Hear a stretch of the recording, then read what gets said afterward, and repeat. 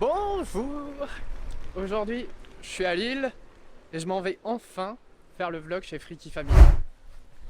Donc j'espère que vous allez kiffer. En tout cas, abonnez-vous, likez, commentez et faites-moi votre retour sur ce shop. Allez, ça commence tout de suite.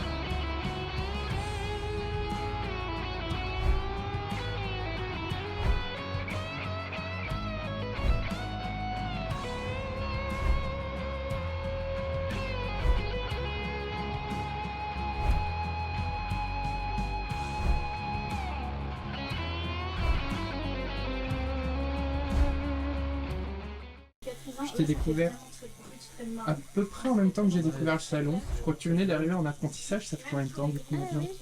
Je suis arrivée fin 2019, début 2020. T'es plus considéré comme apprenti du coup? Non, plus maintenant. Ça fait 2 ans.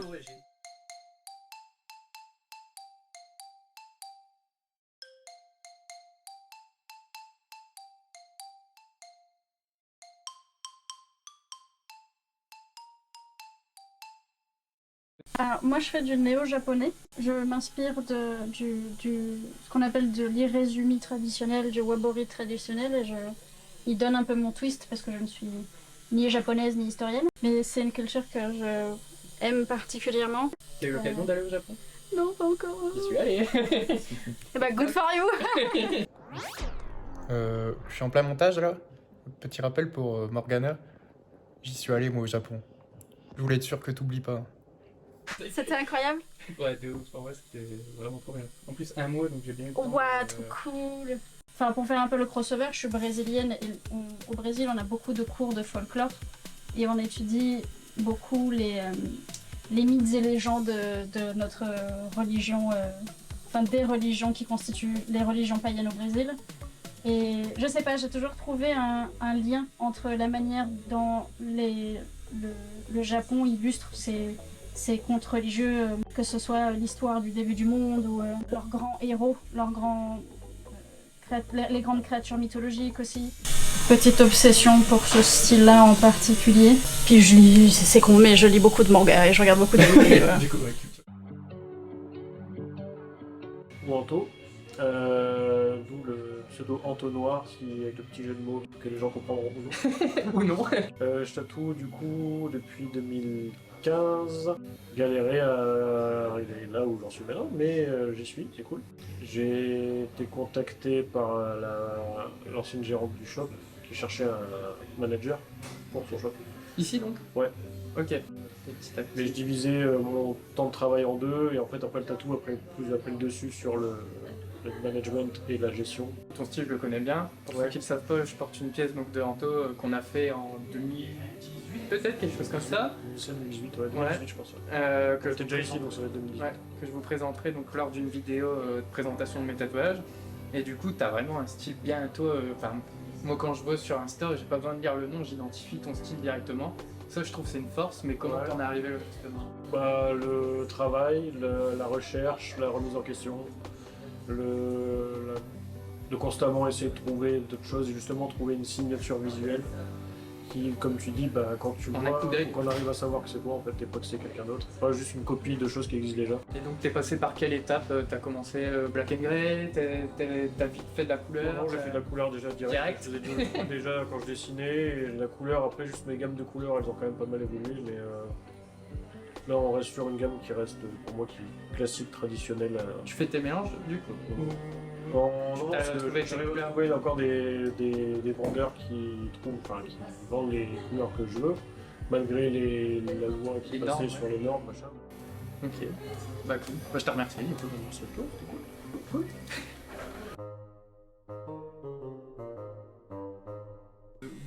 plutôt bien ces pâtes ultra colorées justement, tes influences artistiques? J'ai toujours aimé le rose forcément, mais j'ai eu une enfance assez magique en haut d'une colline à la campagne avec plein d'animaux, plein de chats, des chiens, des poneys, des ânes, des chèvres, tout ça. Du coup, les animaux, j'ai toujours été... j'ai toujours aimé ça. Il y a tous les jouets du genre Polly Pocket et tout. J'ai 3 grandes sœurs. On est toutes nées entre 90 et 97, donc il y a eu tous les Polly Pocket.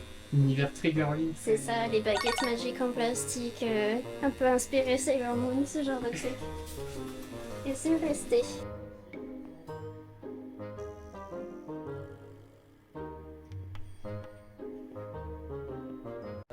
Mon grand frère était venu faire son bras complet ici et il y en a dit que des bonnes choses. Ce qui m'a plu, c'est vraiment, je suis arrivé avec un projet et Morgana elle a lancé tout de suite sa créativité en route, du coup ça m'a beaucoup plu.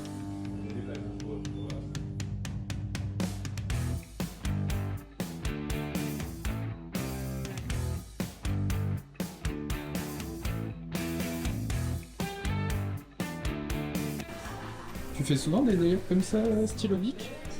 Oui, Oui. donc il faut que ça soit rapide. J'aime bien.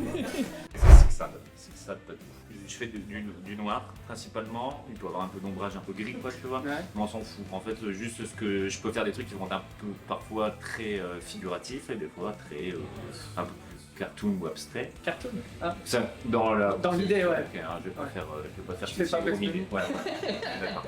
Mais non, mais des fois les formes vont être un peu plus libres et moins figuratifs, même si je me rapproche plus d'un truc très réaliste. Ok. Mais sans essayer de chercher une photo, juste travailler comme si tu voyais une photo qui était enfin quelque chose en contre-jour ou surexposé, Ok. donc cramé par la lumière, vraiment. Donc, Ok. je vais vers des aplats de noir pour marquer bien les formes ombrées normalement. Et puis je vais venir morceler, effacer les choses petit à petit et puis suggérer la forme. Truc de ouf en vrai, c'est la première fois que j'entends parler de ce style-là. Bah c'est pas... C'est Oui, pour ça qu'il n'y a pas de nom et non, d'appellation. après en gros je fais du dot, je fais du trait, je fais Ouais, du tu fais point, du dot, quoi, ouais. tu vois. Mais je mélange toutes les techniques, je m'en fous dans un dessin, quand je vais tatouer, je vais pas me dire je fais que du dot ou que machin, je vais essayer de mettre plein de techniques différentes pour qu'il y ait plusieurs lectures possibles de l'œil et qu'ils s'ennuient pas trop. En gros c'est ça. Tiger, Tiger Lily. Du coup, on peut te retrouver uniquement sur la page Instagram du shop. ouais. Je maîtrise pas trop ton art. Et du coup, justement, tu fais des piercings plus, on va dire, les gens ils sont plus à faire les trucs plus standards, on va dire. Je suppose c'est les oreilles, peut-être un peu le nez, ce genre de choses. Ou non, t'as quand même une grosse clientèle qui fait des trucs un peu plus what the fuck, on va dire. Enfin, je veux dire, de toute façon, quand tu te balades dans la rue tous les jours, tu vois quand même moins de gens avec justement des choses plus poussées, des choses plus originales, on va dire des piercings plus originaux, on va dire ça comme ça, que ouais, des trucs. Je peux pas dire, c'est pas banal en soi, parce que ça reste de la modification corporelle. Ouais, faut pas... Mais ouais, disons qu'il y a des choses qui vont Plus moins commun. se faire. Voilà. Donc oui, dans ma clientèle, ouais, ce que je vais plus faire, ça va être principalement les oreilles. Donc oreilles, après tu as plein de zones cartilagineuses en soi. Puis après, si, quand même beaucoup de septum, narines, ça j'en fais beaucoup, tétons. Je te remercie. Bah, je t'en prie. J'espère que la première partie de la vidéo vous plaît. Là, ça y est, je suis parti pour la deuxième partie. Donc, le marché qui se passe chez Freaky Family pour fêter cette fin d'année, donc notamment Noël. Allez, on va voir ce qui se passe. C'est parti, ça recommence tout de suite.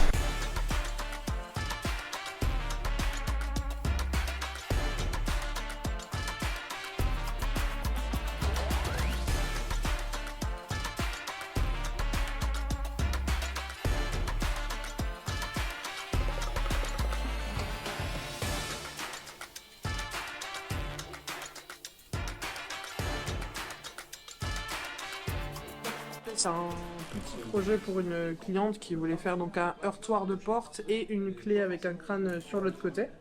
Donc En opposé sur une autre sur ouais, le dessus des cuisses, juste au-dessus des genoux.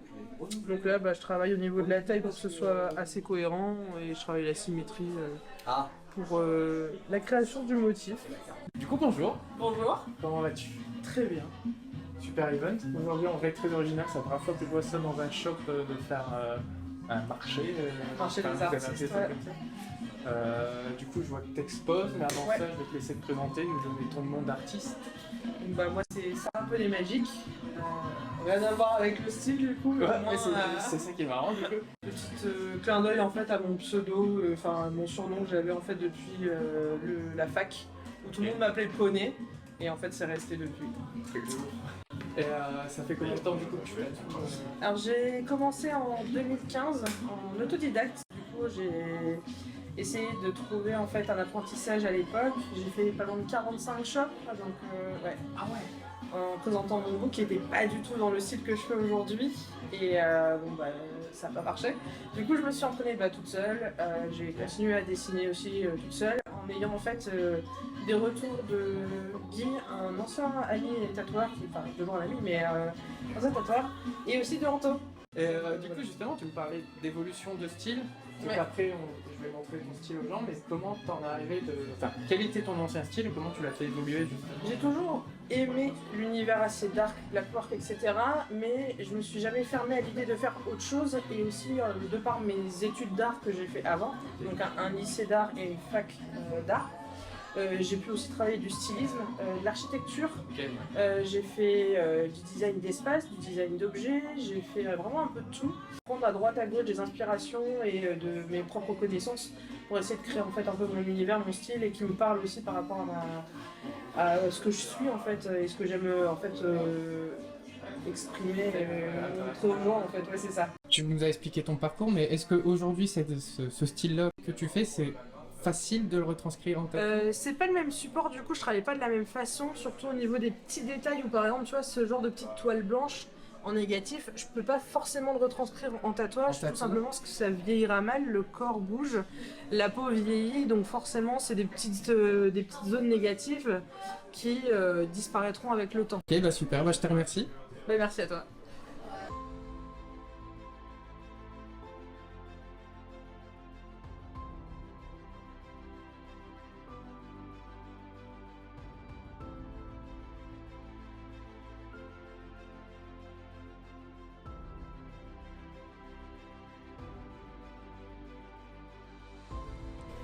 Genre celle-ci, j'ai mis 2 semaines à la finir. Magnifique.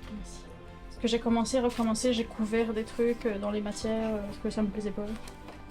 J'ai du mal à juste m'arrêter. Non, je suis assez contente. Tu travailles sur quoi? Rien, je m'occupe juste les mains. Comme ça griffonne?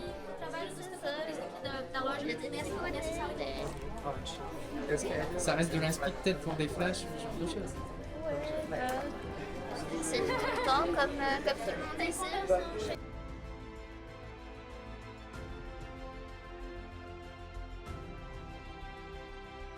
Après, c'est sur le tatou, là je vais lancer tous mes traits, les accentuer, et puis voilà. Bon, ça passe calme.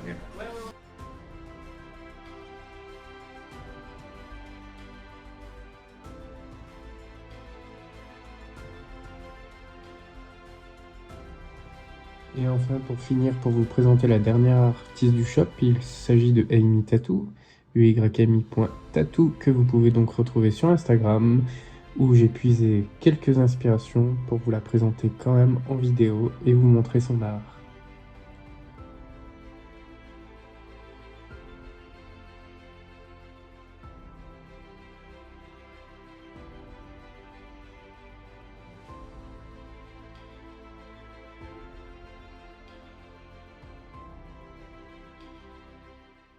On se retrouve comme d'habitude à la maison pour clôturer cette vidéo.